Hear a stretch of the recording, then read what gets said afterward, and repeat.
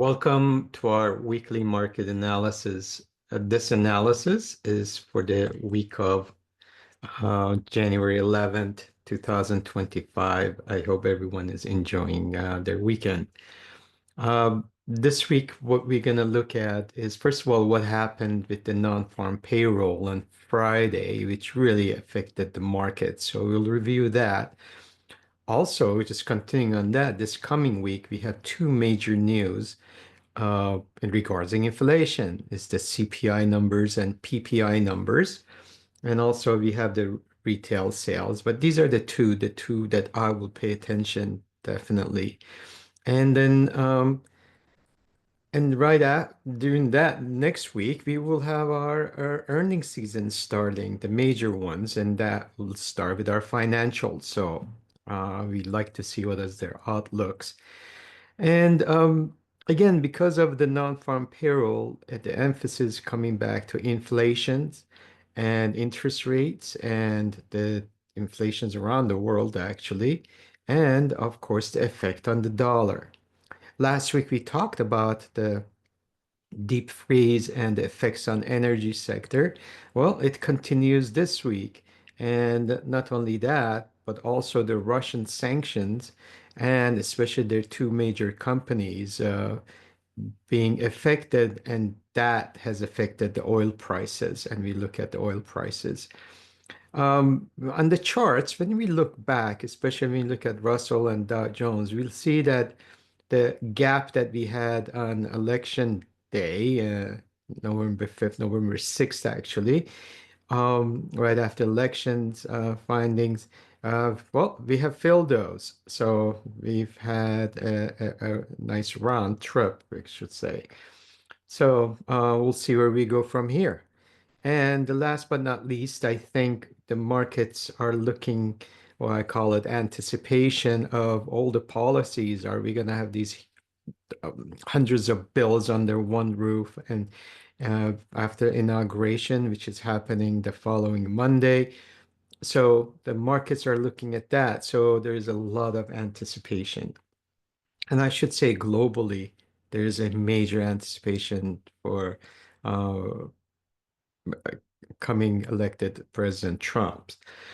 Last week, well, there was two major events. One was the FOMC minutes, and they gave us a better understanding, and that kind of got us to how the market reacted and what happened on Friday when we had our non-farm payrolls, and it came much stronger than anticipated. We were supposed to have 154,000, came at 256,000. Unemployment rate actually went from 4.2% to 4.1%, and average work week stayed at 34.3 hours, and our average hourly earnings were at 0.3%. So this really affected, and of course, on Thursday, the markets were closed, the cash markets. So because of due to honoring late President Carter. So basically what happened, as I mentioned, it was the job numbers came at 256,000, and unemployed decreased to 235,000 to 6.9 million.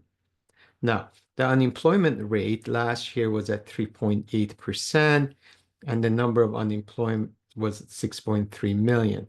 Now, the biggest contributors were in healthcare, plus 46,000, leisure and hospitality, 43,000, retail trade, 43,000, and government, 33,000, social assistance with 23,000. And we had 1.707 million permanent job losses among the unemployed, which is a decline of 164,000. So basically what we see, one of the most important things is the average hourly earnings, which we talked about 0.3%, is at $35.69. And it is up 3.9% a year ago. So we want to, again, we want to follow the actual hourly earnings or the earning increase, because that's plays a role in our inflation and inflation expectations. Now, there was revisions to October and November, and that showed about very flat. 8,000 fewer jobs were added than initially reported. So, as I mentioned, this coming week, we want to pay attention to Tuesday, January 14. We have the core PPI, the producer price index, and the PPI. And then Wednesday, we're looking at the consumer price index, the core, and the month over month and year over year. The yields, as you can see, we talked about interest rates, and again, the big day with that really coming with much larger than expected employment really has put pressure on the Fed. And the question is, will we have the cuts and how many will there be? And that's the story we want to follow because that shows that the economy hasn't slowed down. The other thing is we can see on our yield curve, we see that the spread is steepening. As you can see, the difference between 10-year and 2-year is almost zero point 0.4 or 40 basis point, which we have completely moved away from our uh, inverted yield curve. So what kind of a week we had? Well, the market, especially on Friday, they had a big correction and we were down almost 2% and Dow 2.3% and Nasdaq and almost 2% in S&P. On the other hand, the commodities, again, we're looking at the inflation. We are looking at, again, what is happening with interest rates. The gold was up 2.45%. Copper was up 5.39%. And then crude oil was up 3.43%. As I mentioned, with the cold weather, with what is happening in Russia, with the last thing President Biden has done, the sanctions, about 180 sanctions on Russia, including 2 major companies. That was a big move in crude oil. So since January 3rd high, the Dow is for the year, as far as the high of the year, you're down 1.86%. S&P is down 2.48, and Nasdaq is down 3.54. As a whole, the markets were down a little over 2%. Small cap, as you can see, especially small cap value, they were down 3.31%, and micro cap was down 7.82%. So basically, when you look at all these markets, we see the weakness in Dow Jones, S&P, and even when we look at the Nasdaq being one of the strongest, we just broke below the 50-day moving average. Wilshire has almost having a dead cross, 20 crossing 50. On the other hand, look at this yield and the dollar hand in hand. So this is a really big warning signs. Commodities, on the other hand, you can see oil, gold as a whole, that the commodities themselves, they've had a very strong up leg. And then VIX also had a big move. And we see the advanced decline line in New York Stock Exchange. We were in the negative by 2000. So as far as the sectors, we see the discretionary is right on this 50-day moving average. Communication broke below the 50. Technology broke below this 50-day moving average. The industrial have been below the 20 and 50, and we can see the dead cross. The same thing on the basic material. They've been under. Energy, as we said, it has been last 3 weeks has had a big move, except now we hit that resistance at 50-day moving average. So we'll see if it has any legs to push through that. The staples, very negative. Healthcare broke above its 20-day moving average, and utilities just really moving around this 20-day moving average. Financials, this is a big again, a big factor for S&P, and we'll see. We really need the strength in this to pull the other sectors, including technology. And well, this was crucial. We broke below the low of mid-December. The question is now we have these earnings coming up, so we'll see how that will be affected. And real estate, again, interest rate dependent is really not looking healthy. When we look at international markets, we see again the markets, majority of markets have done well for the past year. And this week, this is as of Wednesday, we had China down, we had Hong Kong down, we had Pakistan, and then we had South Africa.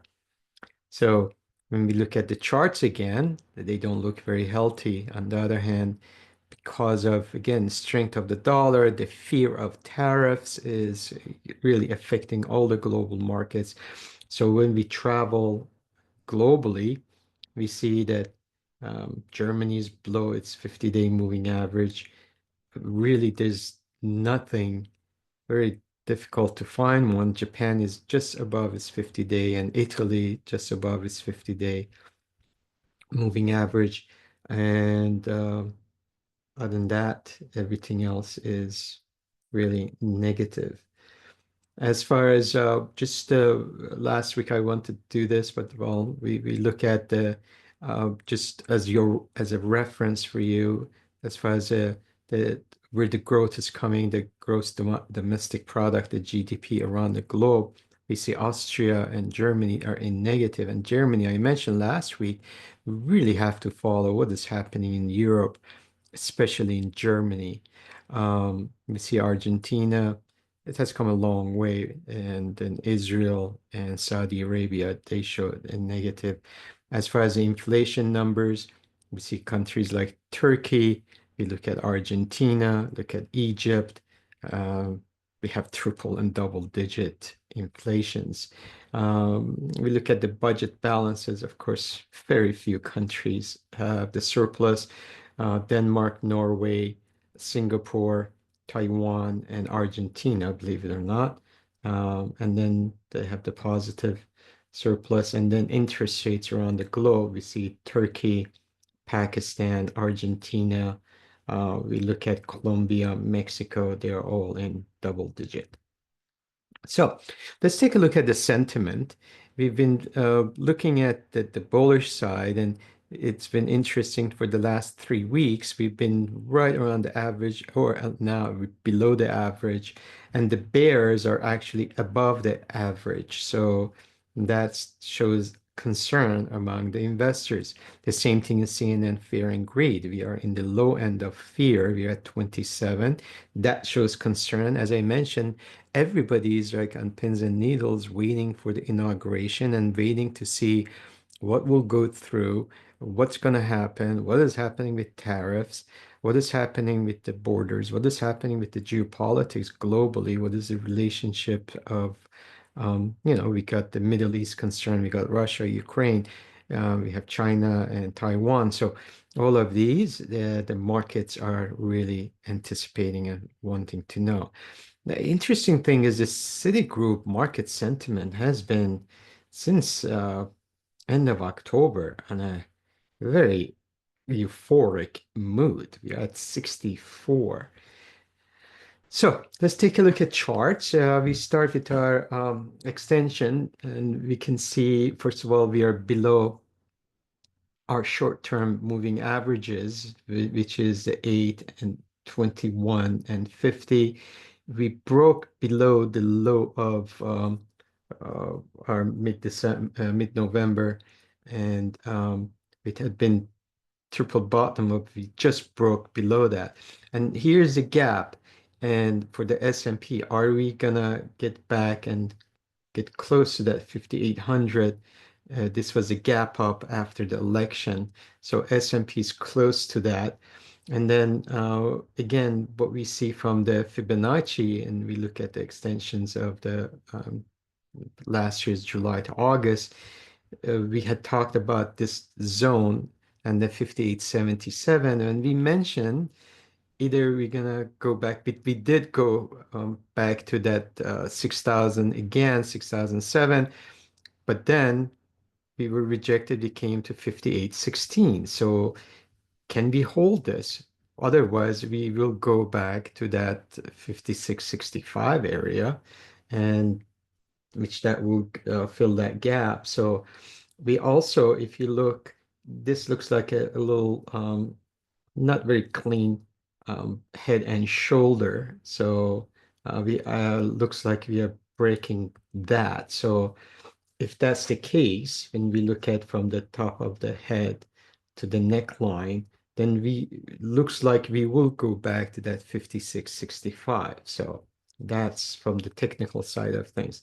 On the other hand, we are sitting right on the 100-day moving average for the S&P, and that is telling us that there is a support, and we haven't broken it since really last August, and we were only down like for 3 bars. We just reversed. So it's a food for thought. But also when we look at the linear regression channel as a support, again, we see we are right on the -2 standard deviation below the 21-day moving average, but the momentum is down, and the A wave is really struggling to get to the positive. It's at -31. When we look at on a from the Bollinger Band, as you can see, we are in the 100-day, but we are touching also the low end of the Bollinger Band. Momentum is down, but it's oversold. So we'll see if we have a short bounce. NASDAQ is also touching its Bollinger Band and its 100-day moving average, and it's oversold. But when you look at the Russell, this is where the problem is, and the Russell is way below for the last 2 weeks, more than that actually, below its 100-day moving average. It is oversold, but it is struggling. We had a dead cross.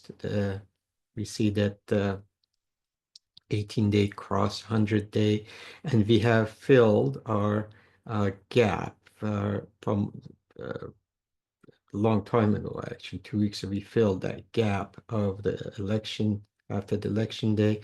And when this is the gap, we can see that we've already filled it. So, and the slope is down, the momentum is negative. So again, there's a fear of the interest rates, and that's something that the markets are really anticipating what's going to happen.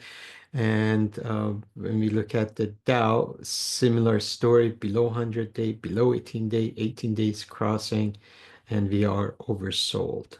And although we are touching the Bollinger Band, but MACD is negative. So these are the things that we need to concern. And we look at, again, we have closed the gap, the November gap, and we are actually getting very close. When we look at the 200-day moving average, we're already broken below 100. So um, we broke 100. We are very close to 200. And the transportation tried to break above its 100-day moving average. MACD has turned positive, and we talked about the divergence last week, as you can see right here. So we did have positive week because of the divergence. The question is that 100-day moving average is offering a big resistance, but we are above the 18 days. So this actually uh, will, if there's any light at the end of the tunnel, this could be it. And the Bollinger Bands are narrowing.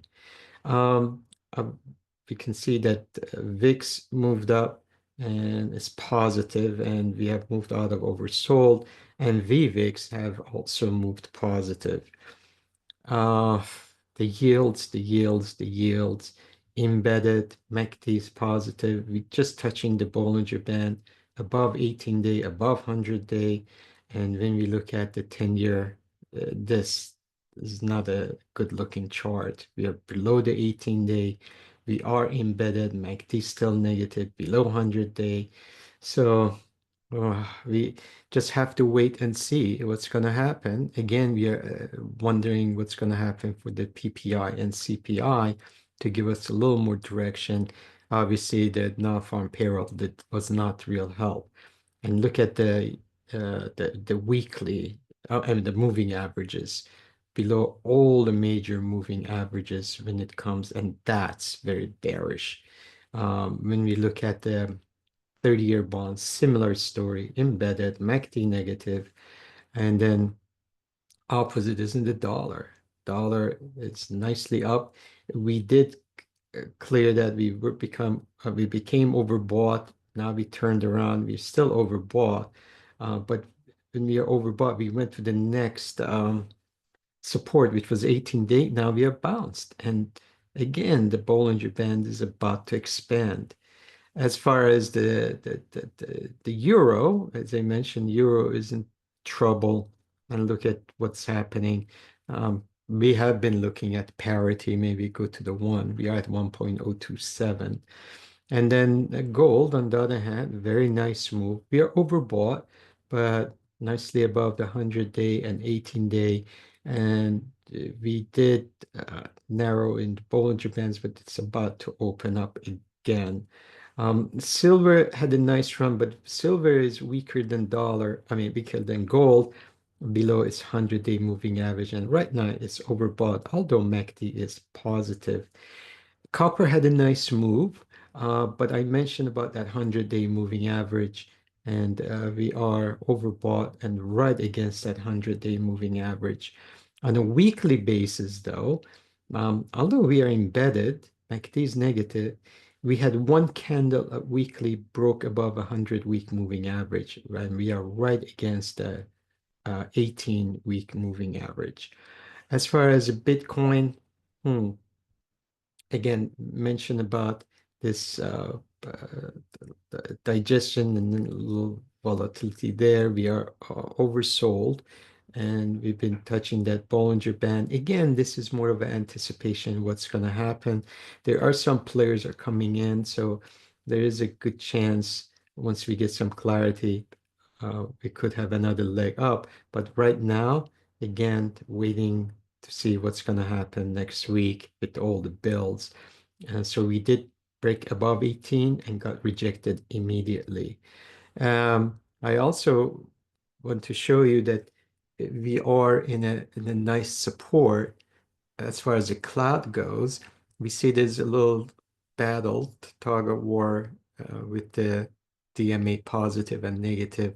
On a weekly basis, we are right above our turning line. Monthly looks really nice. We are in a hold zone in the 60 minutes, but 30 minutes has been positive. It's above the cloud. And crude oil, as we mentioned, especially the last day with all the sanctions, the cold weather, we've had a nice move. We did go outside the Bollinger Band, and we are embedded. So we want to make sure that what's going to happen. You just want to watch how many days we can stay outside the Bollinger Band. And nicely, we went to that 200-day moving, 200-week moving average. I want to show you the weekly one and what a support it has been. And since you see from September or so, and we have broken above all the weekly moving averages. So there's a strength. Again, the cold weather Russia story. So let's look at the expected move. As I mentioned, S&P, we could not hold that support, and we break below our lower edge of expected. Friday was not a pretty day. NASDAQ did the same thing after hitting actually the upper edge earlier in the week. And Russell has been the weakest. We broke below, and the Dow did the same thing. So a common theme there. Again, looking at the bonds, the same story. Gold is the opposite. We did go upper edge above the upper edge. And silver tried to do that, and it came back and parked right on its upper edge. The financials, again, this is very important to watch this. we again next week we will have better understanding, but this did not help the markets at all. On the other hand, energy sector had a really nice run. We hit the upper edge, but we got rejected outside, so we came right inside the expected move. Bitcoin had a nice bounce up its lower edge of expected move, and it bounced. So with that in mind, I appreciate it. We will move on to our trade of the week. So we'll stop and I'll be right back.